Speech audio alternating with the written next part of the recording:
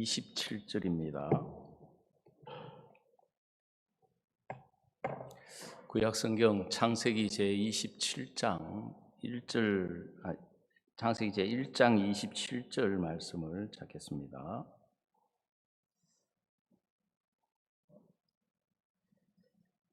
잘 있었으면 제가 읽도록 하겠습니다. 하나님이 자기 형상 곧 하나님의 형상대로 사람을 창조하시되 남자와 여자를 창조하시고 하나님이 그들에게 복을 주시며 그들에게 이르시되 생육하고 번성하여 땅에 충만하라. 땅을 정복하라. 바다의 고기와 공중의 새와 땅에 움직이는 모든 생물을 다스리라 하시니라. 28절 말씀까지 읽어드렸습니다. 하나님께서 우리 사람을 이렇게 만드셨을 때 거기 26절에는 우리가 우리의 형상을 따라 우리의 모양대로 사람을 만들고 그랬습니다. 그래서 하나님께서 하나님의 형상을 따라서 사람을 만드시고 복을 주셨습니다. 저도 어릴 때부터 어린 마음이지만 복을 받고 싶었습니다. 복을 받고 싶고 복을 누리고 싶은데 제가 이제 교회를 다니면서 이렇게 보니까 어린 나이인데도 우리 집에는 별로 복이 없는 것 같아요. 보니까 또 복이 나올 때도 별로 없는 것 같고 그래서 이제 더 교회를 열심히 다녔던 것 같습니다. 한국 사람들 복을 정말 좋아하잖아요. 요즘은 그렇게 안 하지만 옛날에는 뭐 기와장에도 복을 써놓고 또 숟가락에도 복, 밥그릇에도 복, 뭐 이불에도 복, 뭐 심지어 요강단지라고 아시는지 모르겠는데 거기에도 복 써놓고 얼마나 복을 좋아하는 민족인데 근데 이 창세기 1장에 보니까 하나님이 인간에게 처음에 주셨던 복이 뭐냐 하면 생육하고 번성하여 땅에 충만하라, 땅을 정복하라, 바다의 고기와 공중의 새와 땅에 움직이는 모든 생물을 다스리라 그랬습니다. 그리고 이게 과연 무슨 의미가 있을까? 무슨 복이 될까? 그래서 제가 생각하는 복은 너무너무 이제 1차원적이고 제가 생각하는 복은 물질적인 복. 돈을 뭐 몇백만 원, 몇천만 원 받는다든지 세상에는 이제 유산, 부모로부터 뭐 집이나 땅이나 그때 이제 저는 촌에 살았으니까 논이나 밭이나 이제 이런 것들이 복이라고 생각하지 않습니까? 가끔 신문이나 이런 거 뉴스를 보면 지금 막 아파트 값이 천정부지로 뭐 높은 줄 모르고 뛰어가지고 서울에는 뭐 불과 몇 년 사이에 지금 서초, 강남 이쪽 아파트는 막 10억씩 올랐다고 이렇게 하거든. 요즘 젊은 사람들이 이제 기본 결혼하면 갖고 싶어 하는 게 아파트잖아요.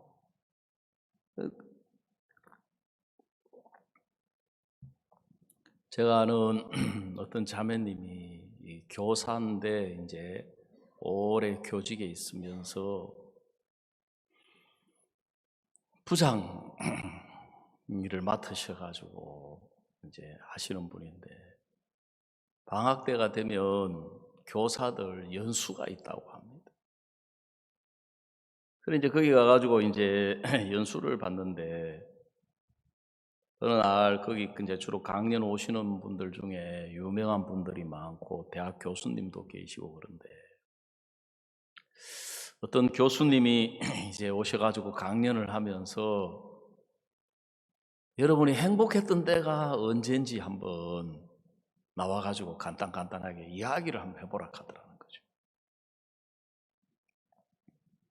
그래 뭐 어떤 선생님은 이제 내가 결혼했을 때가 너무 행복했었다.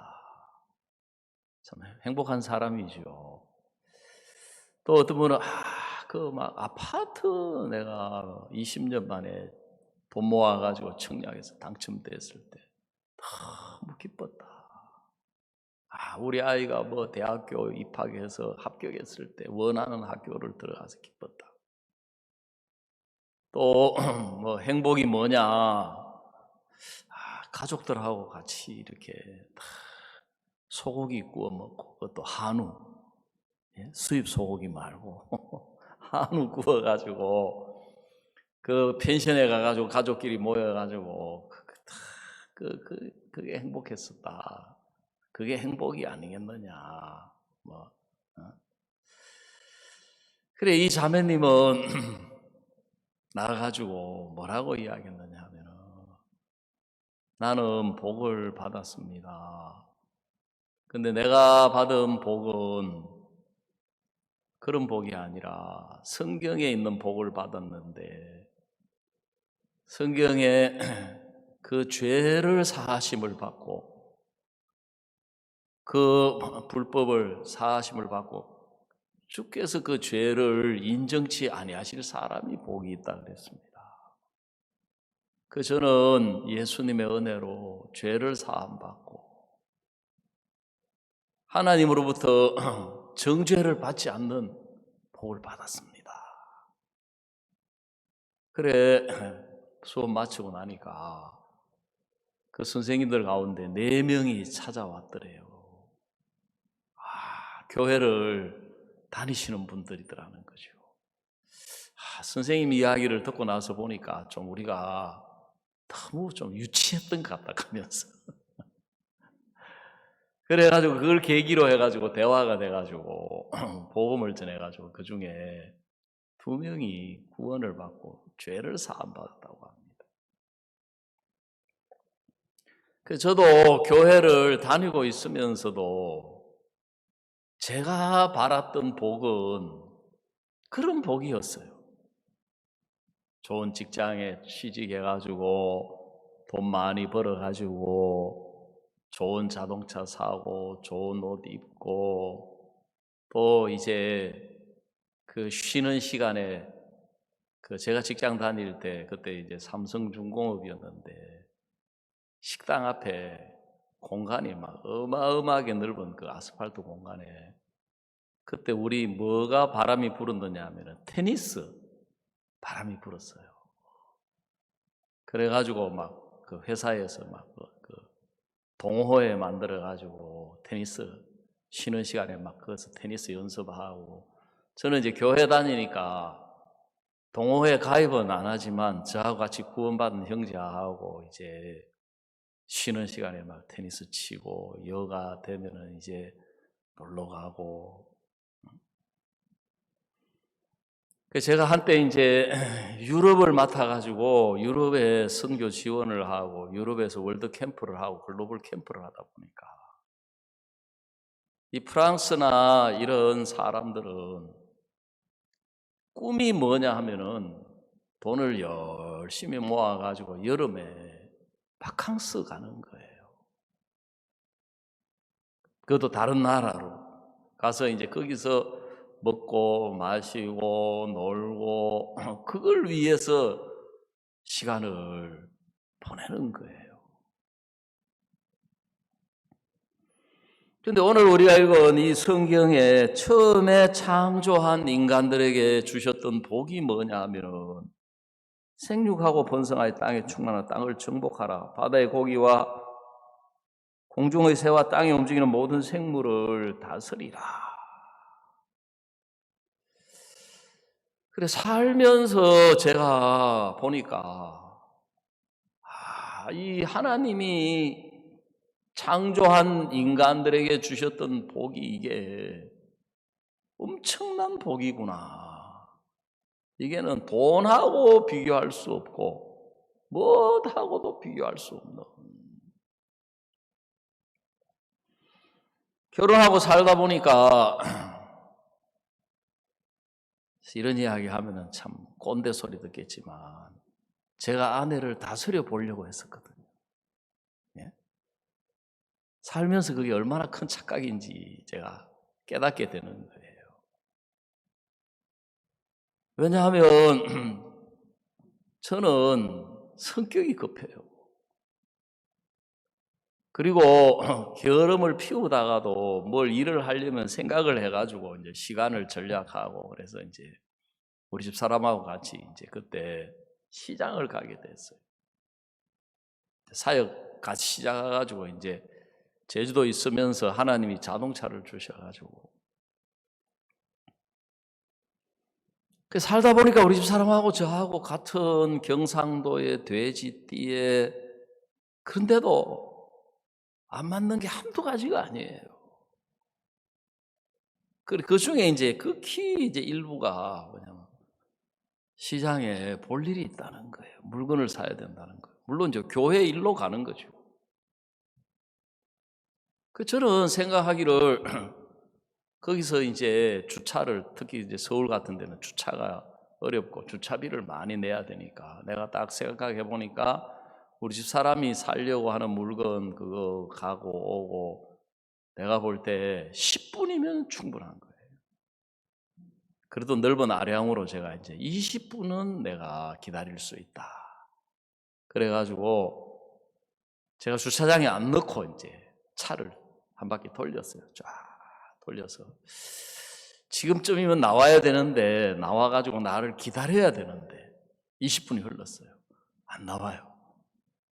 30분 되니까 이제 나오더라고요. 그래서 제가 우리 집 사람한테 이야기를 했어요.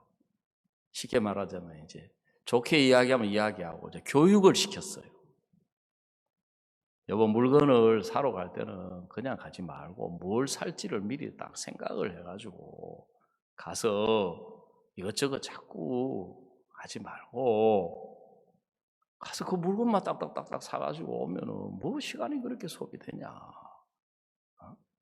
그 교육을 시켜가지고 이제 교육 효과가 있기를 기대하는 마음으로 그 다음 또 이제 시간이 지난 뒤에 또 갔는데 이게 안 나오는 거예요. 이분이 아무리 기다려도 화가 나는 거예요. 그래가지고 나와가지고 이야기를 했어요. 아니 왜 이렇게 시간이 오래 걸리느냐. 내가 지난번에도 이야기하지 않았느냐 하니까 아니 사람이 어떻게 가가지고 딱 그것만 딱 사가지고 오는 그런 사람이 누가 있냐 하면서 가서 하다 보면 이것도 생각나고 저것도 생각나고 이것도 사야 되고 저것도 사야 돼. 이 사람 봐라 이거 이 교육 효과가 전혀 없네 이거. 아니 그래서 내가 이야기했잖아. 가기 전에 미리 생각을 다 해가지고 가서 뭘 살지를 생각해야 되지. 그거 가서 보고 이거 생각난다고 사고 저거 생각난다고 사고. 이 사람 뭐래 이거 적반하장이 유분수지. 아니 이렇게 기다리게 해놓고 미안할 줄을 모르고 말이야. 그러니까 저는 고칠 줄 알았는데 우리 집사람 뭐라 하냐면 나 당신하고 시장 안 가. 나도 안 가. 당신하고 시장을 가면 내가 마음이 불안해가지고 마음 편안하게 시장을 볼 수 없다고 하면서 저를 떼내더라고요. 그래서 제가 수년 동안 시장을 안 따라갔거든요. 아내가 다스려집니까? 그래 우리 형제님들 막 싸워요. 싸우는 거 보면 아직도 저분이 아내를 자기가 이길 수 있을 줄로 생각하는 모양이다. 아직도 자기가 아내를 다스릴 수 있을 줄로 생각하는 모양이다. 아내만 안 다스려집니까? 자식은요? 어릴 때 태어나가지고 자랄 때 예쁘지. 크면서 자식 키워놓고 큰 해놓으면 그 아들들이 참 고마워하고 그러면 진짜 훌륭한 아들이죠. 안 다스려져요. 그리고 살다 보면 내가 생각지 못한 문제가 생기고 어려움이 생기는 거예요. 제가 앞에서도 이야기를 드렸지만 여러분 코로나 끝난다고 너무 기대 갖지 마세요. 코로나 끝나고 나면 그 다음부터는 아무 문제 안 생깁니까? 코로나 끝나고 나면 그 다음부터는 아무 어려움이 안 옵니까? 어저께 자매님하고 통화를 했어요. 자매님이 뭐라 그러시냐면 새로 학교를 옮겼는데 이런 어려움이 있다 하면서 이런 문제가 있다 하면서 이런 사람이 있다 하면서 그래 요즘 그 학교 직원들은 교장 선생님이 이야기를 해도 그걸 듣는 게 아니라 오히려 뭐라 하냐면은 그래가지고 교장 어떻게 됐냐 하더라는 거죠. 자기가 교장이나 돼가지고 그런 소리 하면 괜찮은데 그래 그 전에 있던 학교에도 그런 사람 그보다 그런 사람이 있어가지고 너무너무 어려웠는데 여기 오니까 또 이런 사람이 있다 하면서 그래서 제가 자매님 학교 옮길 때 제가 그때 이제 한마디 한 게 있거든요. 형편이 바뀐다고 그러면 거기 가면은 다른 문제가 없을 줄로 생각하시느냐고. 사람이 살다 보면 특히 단체나 어느 그게 많은 문제가 생기는 거예요. 저도 처음에 사역할 때는 구원받아가지고 막 성도들이 많아지고 막 그렇게만 생각을 했어요. 근데 아무도 없다가 이제 한 사람 한 사람 죄사함 받고 거듭나서 사람이 늘어나고 많아지고 참 좋은데 이런 문제 저런 문제 이런 어려움 저런 어려움을 들고 나오는 거예요. 저도 제가 사역자가 됐지만 믿음이나 신앙을 제가 잘 몰랐기 때문에 내가 내 인생도 감당 못하고 내 앞가림도 못하는 사람인데 그런 문제 저런 문제를 막 들고 계속 찾아오니까 마음에서 힘드는 거예요. 어려운 거예요. 구원받은 교회인데 왜 이런 문제가 생기냐. 부부끼리 다툼도 생기고 형제끼리 또 부딪힘도 생기고 자매끼리 부딪힘도 생기고 또 형제하고 자매하고 또 부딪히고 이 구원받은 사람들인데 이 교회 안에서 우리가 마음 합쳐가지고 전도해도 지금 시원찮을 판인데 왜 이런 문제가 생기고 왜 이런 부딪힘이 생기냐. 이게 이 사람 많아진다고 이게 꼭 좋은 게 아니구나. 이런 생각들이 생기는 거죠. 그리고 왜 그러느냐 하면은 하나님이 처음에 창조한 사람에게는 그것을 다스리고 정복하고 지배하고 생육할 수 있는 모든 능력을 주셨는데 아담과 하와가 범죄로 말미암아 하나님을 떠나고 그들이 죄의 종이 되고 마귀의 종이 되면서부터 우리는 형편의 지배를 당하고 문제의 지배를 당하고 고통이 오면 고통이 지배를 당하고 불행이 오면 불행이 지배를 당하고 슬픔이 오면 슬픔이 지배를 당하는 존재로 전락한 거예요.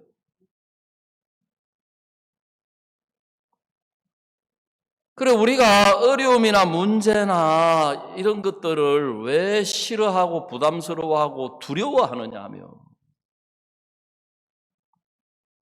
나한테 그걸 이기고 다스릴 능력이 없는 거예요. 내가 해보니까 안 되니까 고통스러운 거예요. 힘드는 거예요.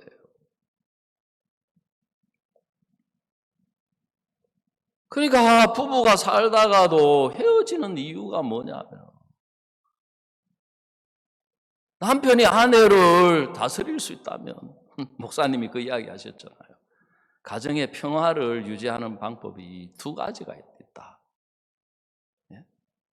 한 가지는 뭐냐면 남편이 왕이 되고 아내가 종이 되면은 그 가정은 평화가 올 수밖에 없다. 남편이 임금이고, 예?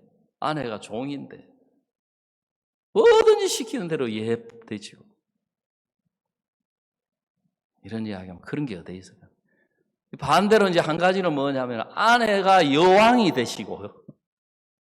남편이 종이 되면 그 집은 평화가 온다.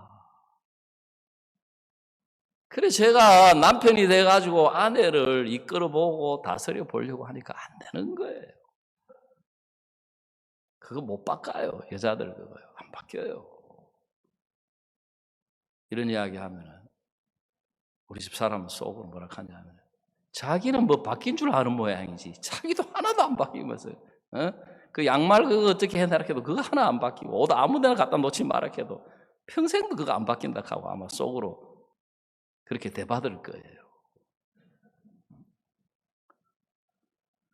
그래 보니까 살면서 보니까 여자분들은 어디 시장에 가가지고 그 물건 사는 것도 사는 거지만 이거 만져보고 저거 만져보고 이거 뒤집어보고 그 즐거움이 상당한가 봐요. 제가 오래전에 필리핀에 한번 수양회를 하러 갔는데 진짜 거기 날씨가 더워요. 여름인데 이제 수양회를 마치고 비행기가 저녁 비행기여가지고 낮에 시간이 좀 있어서 시내 구경하러 가자는 거죠. 저는 또 사람이 게을러가지고요. 또 다녀본 데도 많고 그러니까 그거 볼 거 뭐 있느냐고. 남경희 선생님 그래도 여기까지 왔는데 이 필리핀 시내 그 구경 한번 가자고. 내 로마도 가보고 다 가봤는데 그 볼 거 없다고. 막 사모님 우리 집 사람하고 또 그때 이제 한 분하고 같이 가고 또 이제 필리핀에 있는 주변에 있는 또 분들 선교사님들하고 와서 시내를 갔어요. 그 가니까 막 큰 성당에 막 벽화가 그려져 있는데 사람의 막 그 모양을 막 벽에다가 그려놨더라고요. 그런데 거기 보니까 지팡이 하나 들고 닭을 딱 하나 안고 있는 사람, 저 베드로구나. 날이 너무 더우니까 이제 백화점을 들어간 거예요. 더위를 피해서 뭐 음료수 하나 마시자고. 그 가보니까 거기에 이불집이 하나 있는 거라. 세마포, 삼배 이런 걸로 시원한. 우리 사람하고 사모님 몇 분이 가더니만 그걸 막 펴보는 거예요. 또 이제 그 필리핀에 있는 사람들, 한국 사람들 관광객 그러면 막 옛날에 막 싹쓸이 쇼핑하는 거 있잖아요. 딱 한국 사람이란 거 알고 와가지고 한국말로 막 만지는 대로 막 이 종업원들이 펴는 거예요. 이거 막 이렇게 막 다 펴는 거, 만지는 대로 펴는 거라요. 저는 어떻게 생각하냐면은 그래도 저 나올 때 저 중에 하나는 사가지고 나올 줄 알았어요. 근데 저는 사람이 인간적이고 마음이 약해가지고요. 내가 살 마음이 없어도 그렇게 하면은 미안해서라도 뭘 하나 사겠더라고. 근데 다 보더니만 아이고 시간 많이 갔네. 갑시다. 빠이빠이. 총어분들이 닭 쫓던 개 지붕 쳐다보지 뻥 쳐다보고 있는 거예요. 그래서 내가 그렇게 내가 볼 때 그 이불 이런 거 한 10장 넘어 편 것 같은데 그렇게 어떻게 나올 수 있냐 하니까 그러면 장사하는 데 가서 다 그렇지 하면서 여자들은 이렇구나.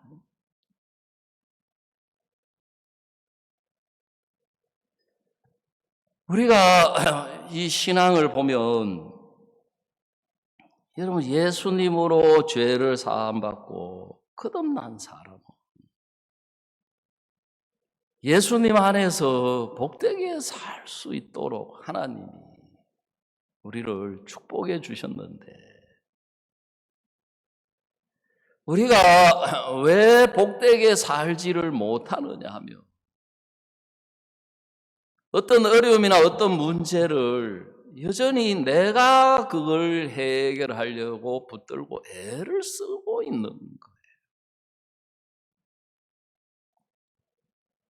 내가 그걸 붙들고 애를 쓰고 있는데 하나님은 우리에게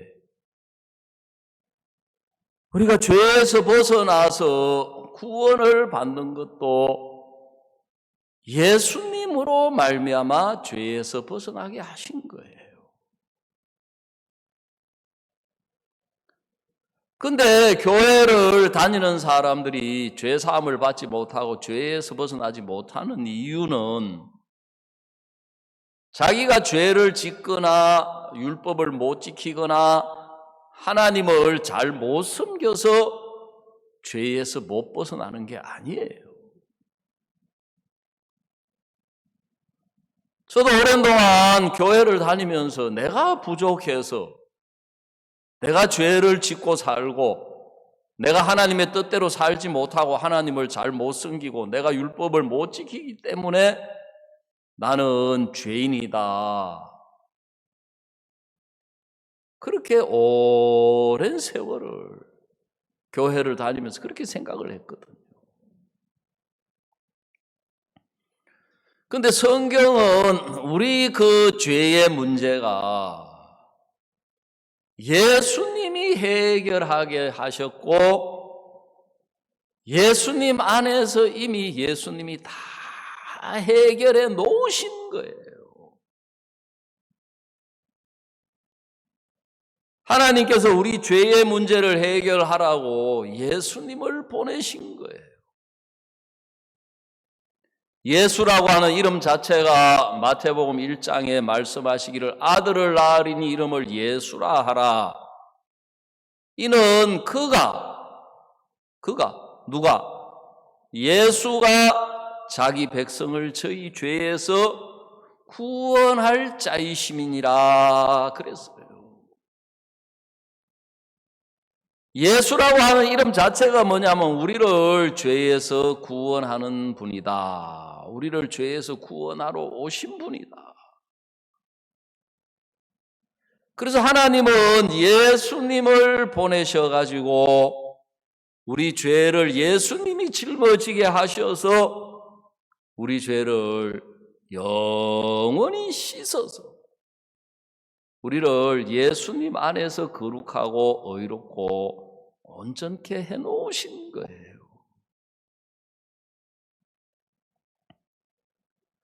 그래서 죄에서 못 벗어나는 사람은 내가 죄를 짓고 있기 때문에 죄에서 못 벗어나는 게 아니고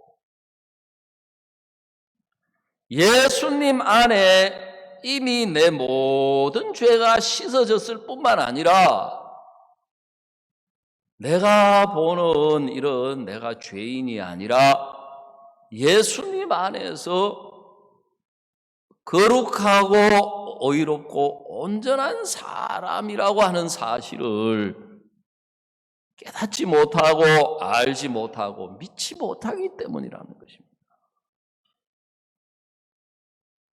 그래서 믿음이라는 것은 뭐냐 하면 창세기 27장은 믿음에 대해서 우리에게 자세히 보여주고 있습니다.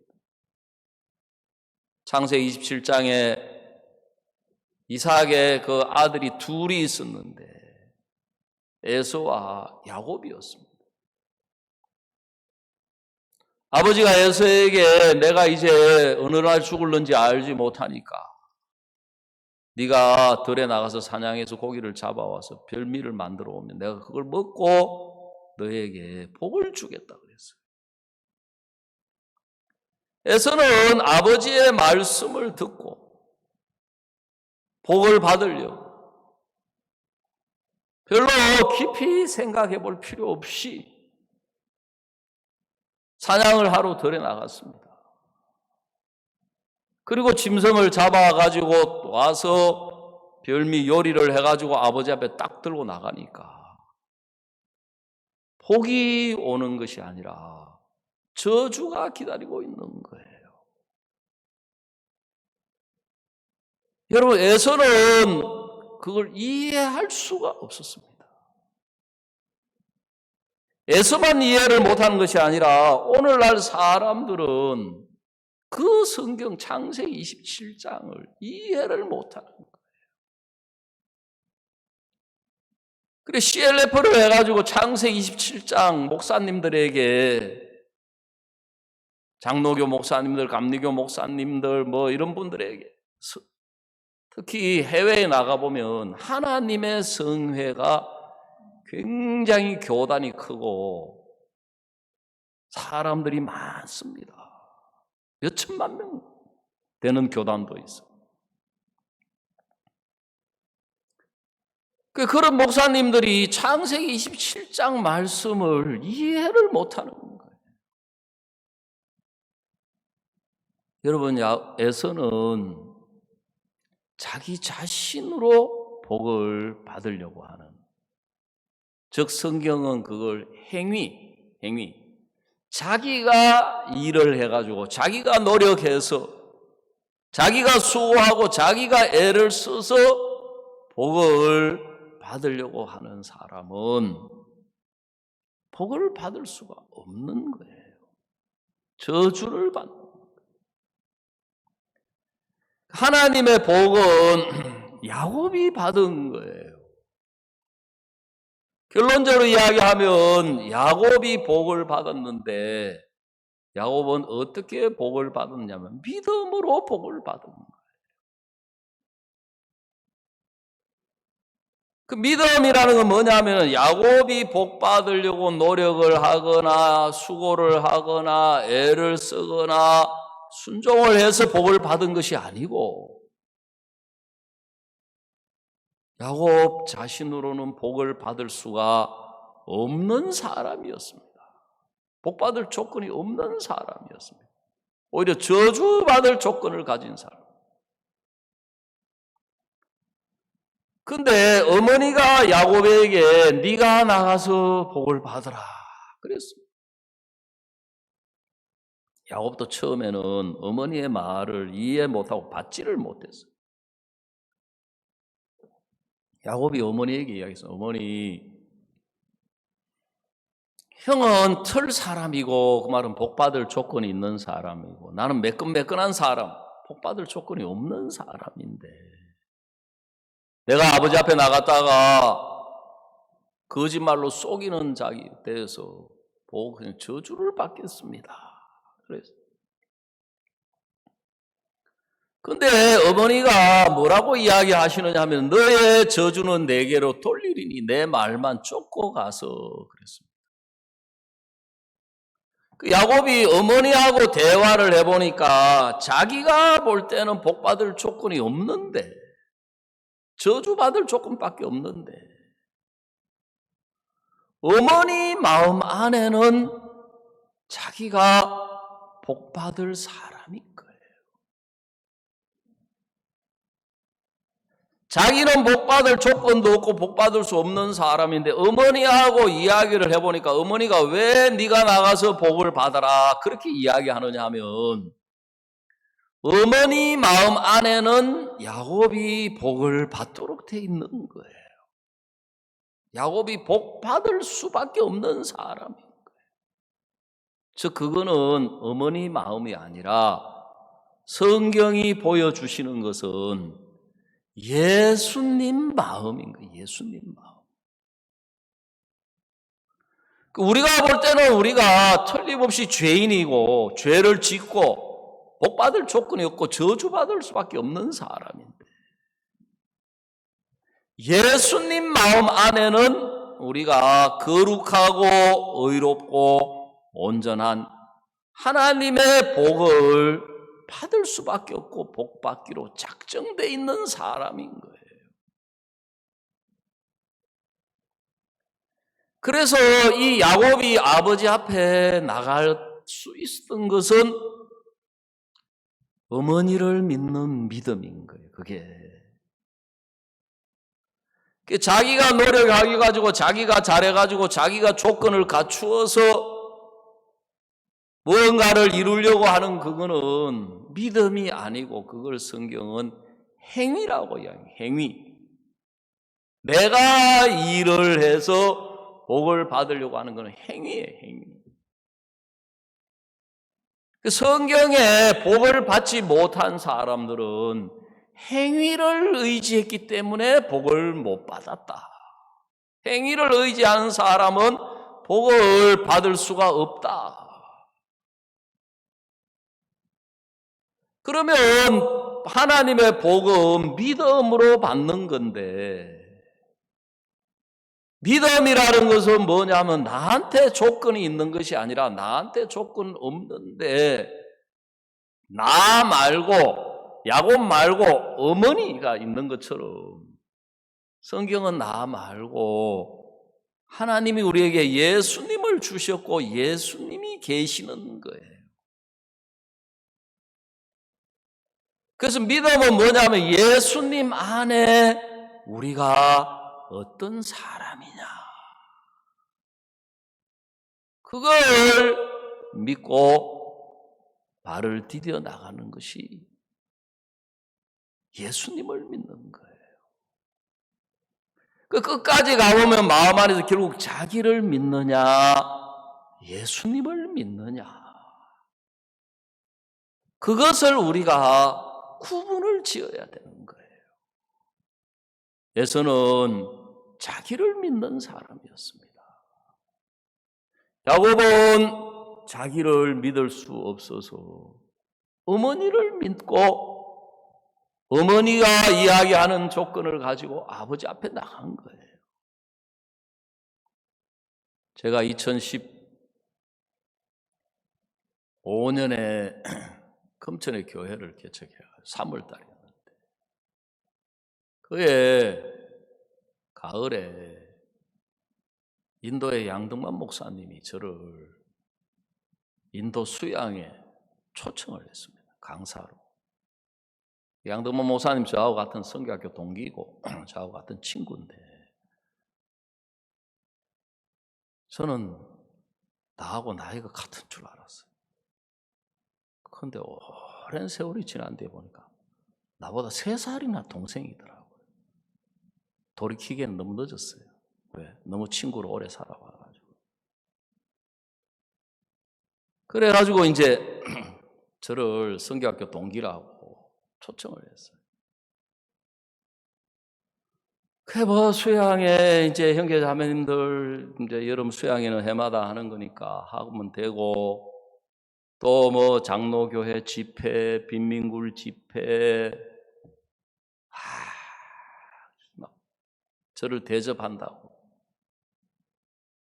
또 이제 마인드 강연도 한다고.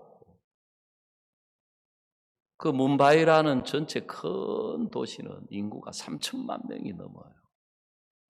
그 뭄바이라고 하는 큰 도시 안에 작은 시가 몇 개 있는데 인구 한 500만 명쯤 되는 테네시의 시장님이 우리 마인드 교육에 마음을 여신 거예요. 그 한국에서 강사가 온다는 이야기를 듣고, 인도는 우리나라하고 교육 시스템이 좀 달라가지고 시장님 아래 정부 부처처럼 또 다 교육국 무슨 국이 다 있는 거예요. 그 교육도 그 한 시장님 아래 있어가지고 시장님이 그 테네시 안에 있는 중학교를 하루 임시 휴교를 해가지고 중학교 선생님들을 다 모은 거예요. 교장 선생님들하고. 그래 시에 있는 그 극장에 1200명하고 교장 선생님들 한 300명, 1500명을 모아가지고 와서 마인드 강연을 하라는 거죠. 야, 참 그 이야기를 들으니까 제가 감사한 게 아니고 얼마나 부담스러운지. 왜냐하면 저는 2013년에 시험 들어가 있다가 2014년에 강남에서 이제 연수 받고 2015년에 제가 금천 이제 교회 개척해가지고 마인드 강연 해본 그 경험이 거의 없는 거예요. 우리 교회 형제 자매들하고 해가지고 그 금천구청에 조그만한 교실 하나 빌려가지고 한 뭐 20명, 제 기억에 제일 많이 왔을 때가 한 25명, 2차례 해봤거든요. 그러니까 감사한 게 아니고 너무 부담스러운 거예요. 아이고 내가 이 시험에 들어가지고 이 자빠져 있는 사이에 교회는 막 지금 막 고속열차로, 지금은 우리 선교회가 고속열차를 타고 가는 게 아니라 비행기를 타고 가다 요새 같으면 로켓 타는 것 같아요. 보니까 막 상상할 수 없는 일들이. 그래서 마인드 강연에 아주 잘 하신다고 하는 목사님들 동영상을 제가 구해가지고 그 강의를 쭉 들어보니까 소망이 생기는 게 아니고 절망이 생기는 거예요. 이야, 이분들은 그 사이에 벌써 진짜 생각의 깊이도 있으시고 표현도 조리 있게 잘하고 말도 다. 저도 오랜 동안 나는 말을 잘 못한다, 표현을 잘 못한다, 그런 생각이 계속, 지금도 제가 뭐 그렇게 생각하는데, 그걸 보니까 소망이 생기는 게 아니고, 야, 이분들은 앞서가는 선진조국이고 나는 완전 후진국이고 면치 못하는구나. 그래 또 이제 목사님들한테 그 마인드 강연을 어떻게 해야 좀 잘할 수 있냐고 물어보니까 하나같이 뭐라 하냐면 뭐 다른 특별한 방법 있는 게 아니고 많이 해보면 된대요. 많이 해보면. 참 진짜 답답해요. 네? 동문서답, 동쪽의 문을 닫으니까 서쪽이 답답하다 하는데, 지금 당장 지금 발등에 불이 떨어졌는데 많이 해보면은 많이 어떻게 언제 많이 해봐요. 양 목사님들이 많이 해봐야 이 강연을 잘하시다 하는데 내년에 하면 안 되겠습니까? 말도 안 되는 소리잖아요. 벌써 그 날짜 다 잡아놓고 그 극장 빌려놓고. 우리가 자꾸 우리는 본능적으로 내가 이걸 어떻게 해? 내가 이 문제를 어떻게 해결해? 아직도 우리가 우리 자신을 잘 모르고 어떤 문제 앞에서 내가 이걸 어떻게 해결해? 왜 이런 문제가 생기지? 왜 이런 어려움이 오지? 왜 이런 형편이 오지? 또 왜 이런 걸 교회는 왜 이런 걸 하라 그래?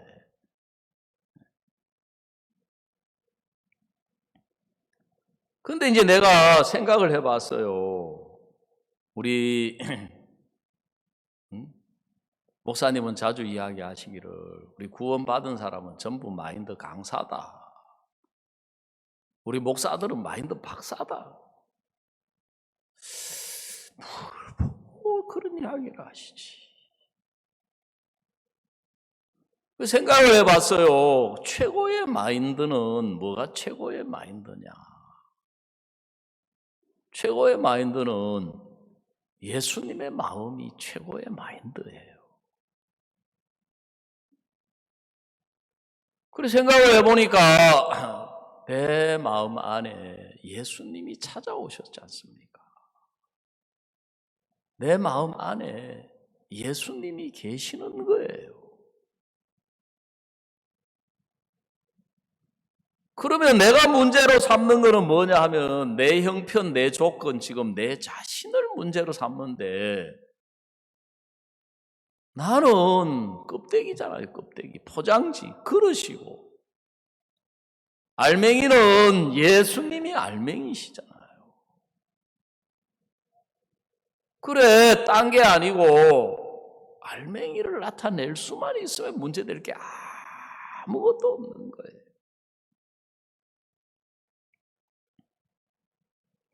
그러니까 내 마음에 쉼이 오는 거예요. 자유가 오는 거예요. 마음의 자유가 오면 생각이 거기 메인돼서 벗어나요. 그러면 하나님께로부터 생각이 와요. 지혜가 와요.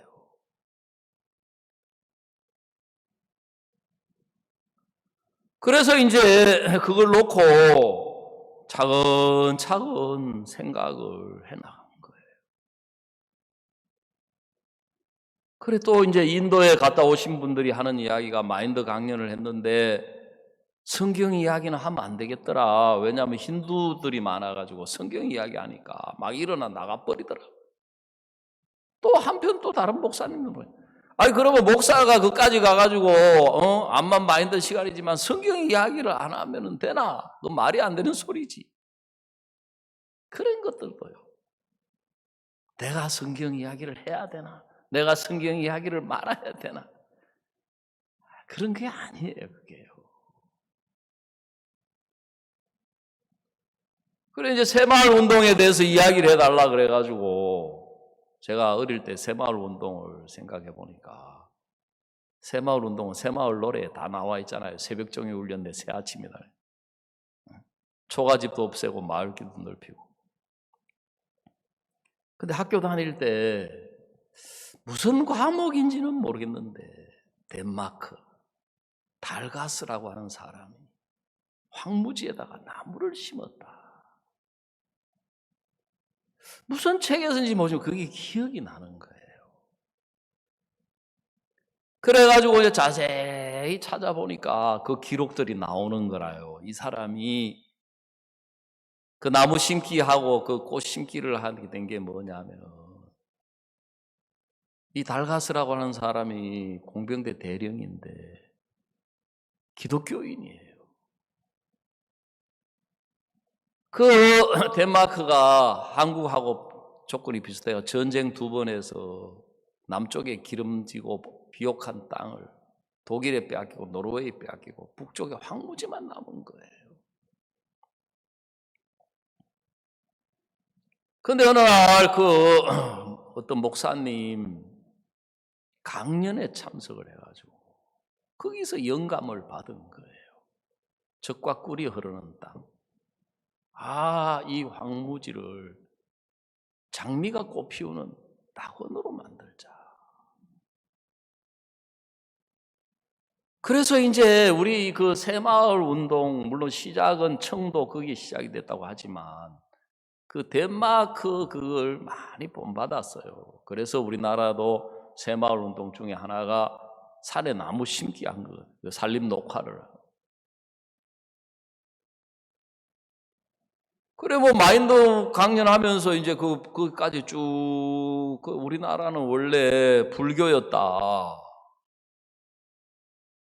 근데 뭐든지 유익한 것은 우리가 다 마음을 열고 받아들였다. 그래서 젖과 꿀이 흐르는 땅 성경에 대해서 이야기 다 아무 문제가 안 되는 거예요. 그리고 이번에 우리가 수양회를 하는데 지난 월드 캠프 때 목사님은 우리 온 성도들이 전부 다 교사가 되어서 캠프를 같이 이끌었으면 좋겠다, 참여했으면 좋겠다. 그러시는 거예요. 여러분 교사가 되려면 학생들을 이끌어야 하고 가르쳐야 되고 교제해 줘야 되고 우리는 그렇게 생각하잖아요. 근데 한 수 더 떠가지고 뭐라 하냐면 교사로 다 쉽게 말하면 임명해 주는데 학생은 한 명도 없다. 그 학생들은 어떻게 해야 되냐? 학생이 있어야 교사잖아요. 교사가 학생들을 모아가지고 그래서 교사해라. 그런 이야기 들으면 아이고, 예? 나는 대학교 문턱도 못 가봤는데 가방끈이 짧은데 무슨 대학생들하고 교사를 해? 그리 생각하잖아요.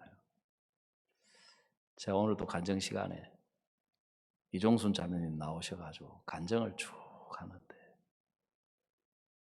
우리 교회 간증 중에 외형적으로 가장 세련되게 간증하시는 분이 이종순 자매님이에요. 예?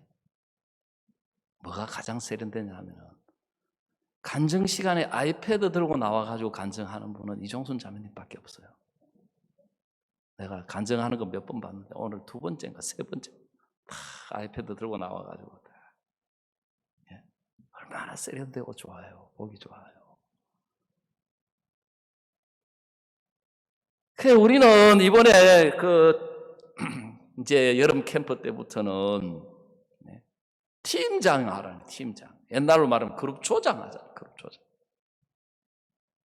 그 팀장이 뭐 어떻게 하는 게 팀장이냐고 물어보니까 팀장이 뭐 어떤 사람이냐? 팀장은 특별한 게 아니고 팀원이 있는 사람이 팀장이라는 거지. 팀원이 있는 사람. 그래, 팀원을 그러면 모집을 해야 되는데 여러분, 우리가 예수님 안에서 받은 복이 뭐냐면 하나님이 오늘 읽은 이 말씀에 이 사람들에게 복을 주실 때 생육하고 번성하여 땅에 충만하라, 땅을 정복하라, 바다의 고기와 공중의 새와 땅에 움직이는 모든 생물을 다스리라 하셨을 때는 이 사람들은 하나님 안에 있는 사람들이었기 때문에 그 모든 것을 다 정복하고 다스릴 수 있는 하나님이 지혜와 능력을 다 같이 주신 거예요. 그래서 그때는 짐승이고 뭐고 다 아담 말을 잘 들었습니까? 안 들었습니까? 다 잘 들었어요. 다 순종했어요. 근데 인간들이 하나님을 버리고 하나님을 떠나서 마귀 편이 돼가지고 하나님을 거역하면서부터 모든 만물도 인간을 거스리는 거예요.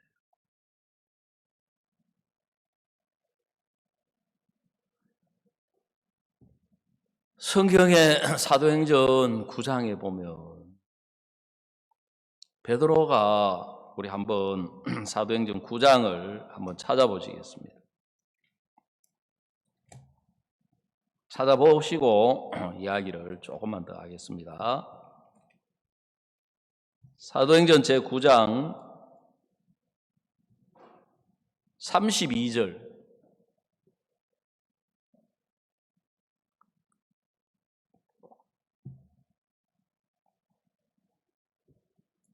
때에 베드로가 사방으로 두루 행하다가 루따에 사는 성도들에게로 내려갔더니 거기서 에니아라 하는 사람을 만나매 그가 중풍병으로 상위에 누운 지 8년이라.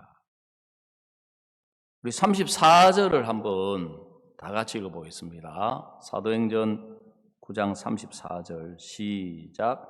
베드로가 가로되 에니아야 예수 그리스도께서 너를 낫게 하시니 일어나 내 자리를 정돈하라 한데 곧 일어나니 그랬습니다. 여러분, 에니아라고 하는 사람이 중풍병으로 상위에 누운 지 8년이라 그랬습니다. 여러분, 중풍은 몸이 마비가 되어서 팔다리를 쓸 수가 없는 심한 사람이 이 사람 상에 누워서 있는 거예요. 근데 베드로가 뭐라고 이야기하느냐 하면은 예수 그리스도께서 너를 낫게 하시니 일어나 내 자리를 정돈하라 그랬습니다. 여러분, 성경에 베드로가 일어나 내 자리를 정돈하라 그렇게 이야기할 때는 예수님 안에서 에니아는 일어나서 걸어 다닐 수 있는, 쉽게 말하자면 병자입니까? 다 나아서 건강한 사람이라는 이야기입니까? 예, 건강한 사람이라는 거예요. 그래, 우리가 거듭나고 난 이후에 성경이 하는 이야기에 쉽게 말하자면 말귀를 못 알아듣는 거예요. 말귀를 알아들어야 돼요. 예수님 참 교회에서 우리 보고 교사를 하세요, 팀장을 하세요 할 때는 예수님 안에 교사다 이 말이에요. 여러분이 예수님 안에서 여러분은 팀장이다 그 말이에요.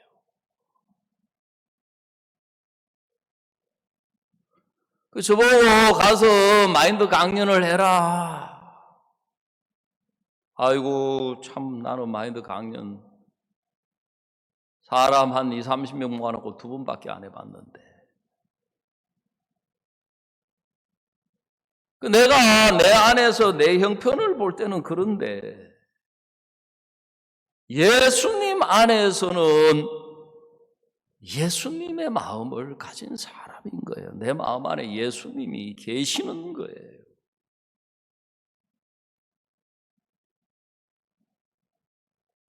우리는 오랜 동안 어떻게 살아왔느냐 하면 자꾸 나한테 뭐가 있어야 되는 거예요. 나에게 뭐 돈이 있든지 집이 있든지 좋은 직장이 있든지 아니면 나에게 뭐 능력이 재능이 있든지 있어야. 그 사람은 자기 자신으로 살아가려고 하는 사람이에요. 출발부터가. 그 사람은 자기를 믿고 살아가는 사람이고 자기를 믿고 살아가려고 하는 사람이에요. 신앙은 나에게는 없어도 예수님께 있으면 그게 있는 거예요. 예수님 안에 그게 있으면 있는 거예요. 나는 어리석고 미련해도 예수님 안에는 지혜가 있는 거예요. 예수님의 지혜가 있어요. 나에게는 능력이 없어도 예수님 안에는 능력이 있어요. 나에게는 물질이 없어도 예수님 안에는 예수님의 부요함이 있으신 거예요.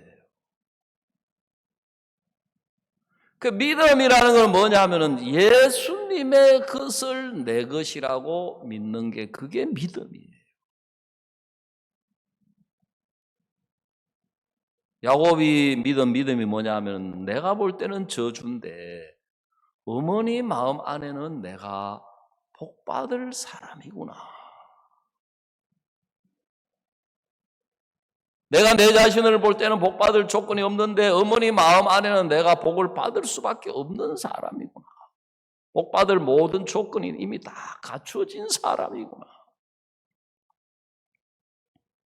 그렇게 그 마음을 받아들이니까 그 믿음대로 어머니가 복받을 조건을 다 갖추어 주시는 거예요.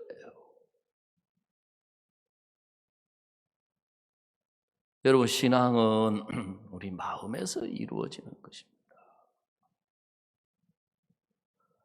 그래서 성경 요한복음 11장도 나사로가 죽었는데 예수님 오셔가지고 계속 살았다는 거예요. 산다는 거예요. 그런데 지금 이 마리아 마르다는 형편 속에 자기 오빠가 죽었고 죽은 지 썩어서 장사 지낸 지 나흘 돼서 냄새가 나는 상태에 있으니까 썩어서 냄새 나는데 어떻게 살았다고 하느냐. 마지막 부활 때는 살겠지. 그런데 예수님이 살았다고 이야기하시는 것은 나사로가 죽어서 썩어서 냄새 나는 걸 몰라서 이야기하시는 것이 아니라 예수님 마음 안에는 나사로가 살아있다. 아멘. 그 마리아 마르다가 예수님 마음 안에는 우리 오빠가 살아있네. 그래, 예수님이 살았다면 살은 거야. 그렇지. 예수님 하나님의 아들이시고 예수님은 창조주신데 그러면 그게 예수님을 믿는 믿음이고 예수님의 마음과 하나가 되는 거예요. 그 예수님은 계속 살았다고 이야기하는데 자기들이 보니까 죽었어요.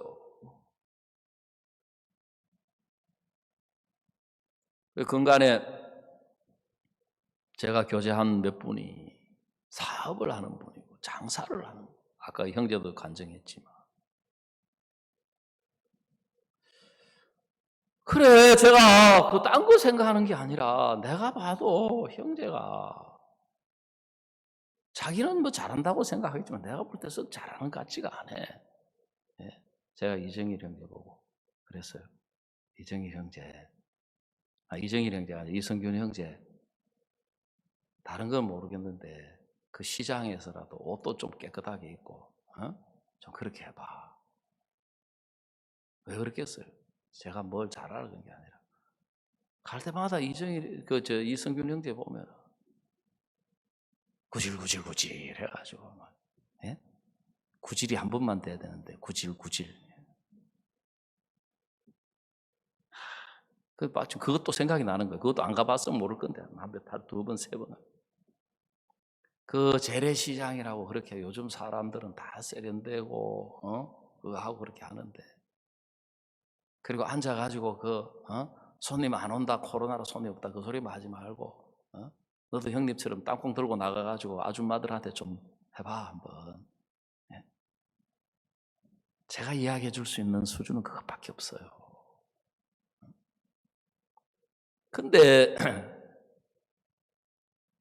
예수님 안에서, 예수님 편에서 생각을 해보면 저는 형제를 잘 몰라요.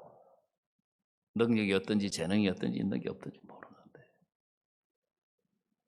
그 어렵다는 거예요. 왜? 형편이 어려우니까. 근데 예수님 안에는 어렵다고 안 돼 있더라고요. 부유한 자라고 돼 있는 거예요. 왜요? 목사가 베드로가 애니야한테 찾아가가지고 아이고 애니야야 8년 동안 너네 얼마나 고생이 많냐, 그러면 안 되잖아요. 베드로는 왜 애니야 보고 일어나라고 했겠습니까? 예수님 안에 이 사람은 다 나아서 건강한 사람인데 왜 누워있냐, 그 말이잖아요. 그래, 이성균 형제, 자네가 믿음으로 하면 자네 혼자 밥 먹고 사는 거 그렇게 할 생각 그거 버려라. 요새 밥 못 먹는 사람 누가 있냐? 믿음으로 하면 자네도 복될 뿐만 아니라 많은 사람을 부유하게 하는 자라 그랬다. 고린도서 6장 10절에 보니까 가난한 자 같으나 많은 사람을 부유하게 하고 그랬으니까 자기만 부자라는 거예요. 다른 사람도 부자로 만들어주는 사람이라는 거예요. 예? 그 다른 사람도 부자로 만들어주는 사람이에요. 제가 구미에 있을 때 보니까 그분 믿음으로 사업을 하니까 형제 자매들 거기 취직을 많이 시켜가지고 또 믿음으로 복음 앞에 사니까 사업을 만들어가지고, 제가 있을 때 그분들은 과장들이었는데 제가 몇 년 전에 가보니까 그 과장들이 다 사장이 돼 있더라고요. 그러면 그 형제님은 자동으로 뭐가 되는 거예요? 모르세요? 밑에 사장을 이렇게 많이 두고 있는 사람을 뭐라 그래요? 그건 회장이잖아요, 회장. 예? 회장이시잖아요. 야, 진짜 한 사람이 믿음으로 복음 앞에, 주님 앞에 물질을 믿음으로 사니까 많은 사람을 부유하게 하는 자로 사는 거예요. 그 밑에 또 많은 형제자매들이 취직을 해가지고, 그리고 요즘 좀 그걸 기도하고 있어요. 지금 목사님이 전 세계적으로 일을 많이 하시고 미국에 49개 방송국에 방송이 나가고 그러면 물론 무료로 하는 데도 있지만 전파료라는 게 있어요. 기본적으로 어느 방송이든지 물질적으로 뒷받침이 많이 돼야 되는데, 참 우리 교회에, 우리 지역에 그런 분들이 좀 많이 일어났으면 좋겠다. 그래, 사업하는 분들이 이제 저한테 신앙적인 문제로 이제 이야기를 하다 보니까 사업적인 이야기도 하는 거예요. 하시는 거죠. 그래, 형편의 이야기를 그전에는 다 들으면 아이고 형편이 들어가지고 아이고 어렵겠다, 아이고 힘들겠다. 그러면 안 되잖아요, 사역자가. 그 성경에 가난한 자 같으나 많은 사람을 부유하게 하고, 그 부유한 걸 암만 찾아도 어디 있습니까? 지금 형편이 사업이 어려운데 코로나가 와가지고 힘들고 막. 그 예수님 안에 많은 사람을 부유하게 하는 사람이다. 그래, 하나님이 우리에게 주신 복이 뭐냐 하면, 우리 앞에 닥쳐오는 모든 어려움이나 문제나 가난이나 이걸 다 이길 수 있는 복을 주셨어요. 내가 근데 그 복을 내가 내 노력으로, 내 지혜로, 내 재능으로, 내 능력으로 이길 수 있는 복을 주신 게 아니고, 예수님 안에서, 예수님을 믿는 믿음 안에서, 예수님을 믿는 믿음으로 다 이기도록 돼 있다는 거예요. 그래서 야고보서에 형제들아, 세상에서는 하나님께서 가난한 자들을 택하여 믿음에 부유하게 하시고 그랬어요. 믿음 안에서 부유한 사람으로 살게 하셨다. 그래, 우리가 믿음으로 살기에 좋은 조건을 가진 사람들이에요. 내가 뭐가 없다, 부족하다, 허물이 많다, 실수가 많다, 자식이 속을 썩인다, 또 남편이 어떻다, 이런 것들을 우리는 생각하기를 내가 구원받았는데 왜 이런 어려움이 오냐, 구원받았는데 왜 이런 문제가 오냐, 구원받았는데 왜 이런 게 해결이 안 되냐.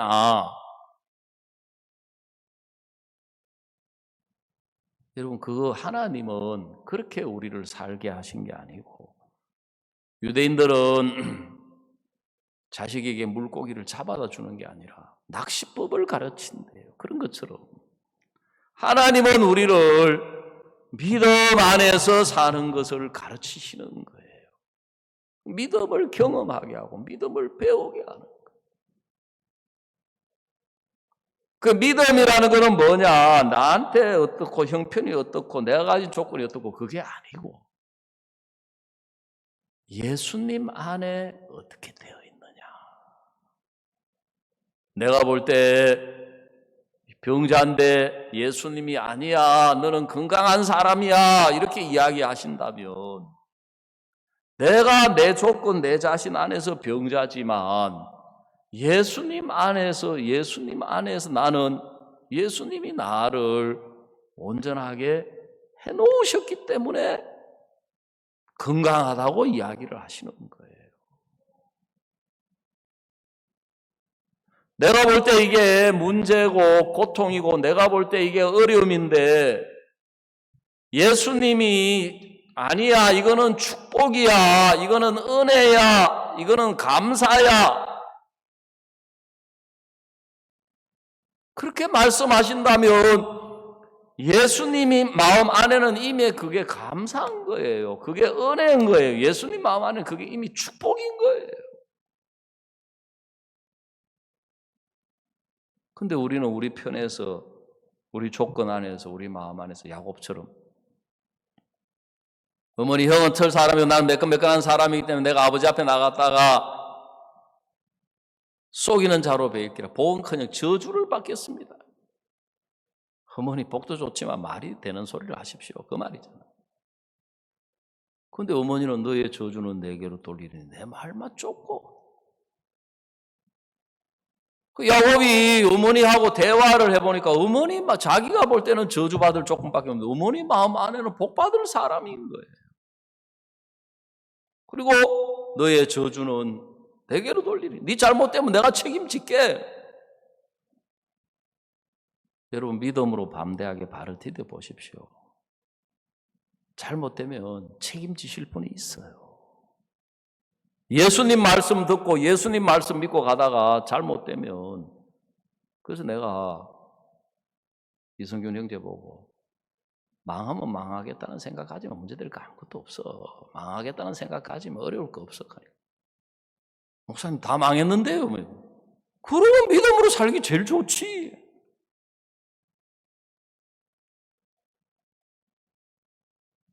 여러분 절대로 하나님이 우리에게 주신 것은 나쁜 것이 아무것도 없습니다. 그걸 통해서 그래서 하나님이 아브라함에게도 아들을 낳을 수 없는 아브라함에게 아들을 자꾸 낳는다고 하니까 그 말을 못 받는 거예요. 아들을 낳을 수 없는 사라에게 아들을 낳는다고 하니까 그 말씀을 못 받는 거예요. 근데 하나님 마음 안에는 아브라함이 아들을 낳을 수 있을 뿐만 아니라 아들을 낳았고 이미 하나님의 마음 안에는 하늘의 별처럼 바다의 모래처럼 다 번성케 될 게 다 이루어져 있는 거예요.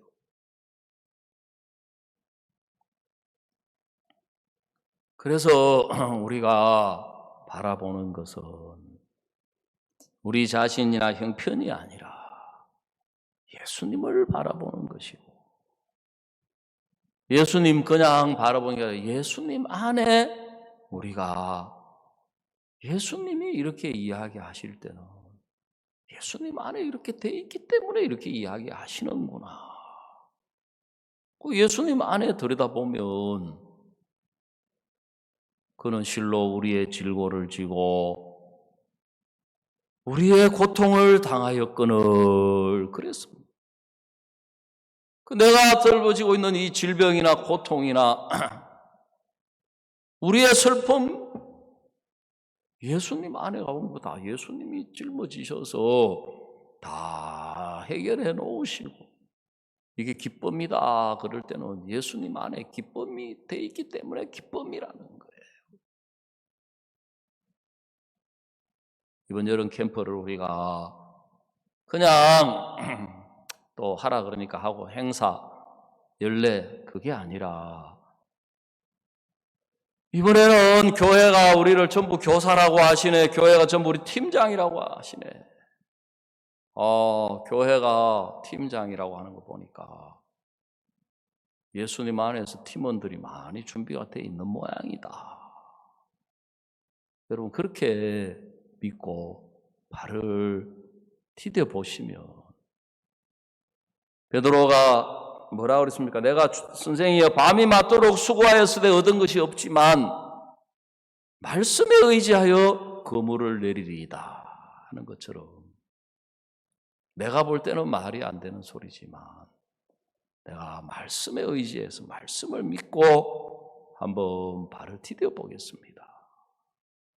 그러면 정말 주님이 예비하신 우리가 축복을 경험하고 맛볼 수 있는 우리에게 복된 기회가 주어져 있다 하는 말씀을 오늘 아침에 드렸습니다.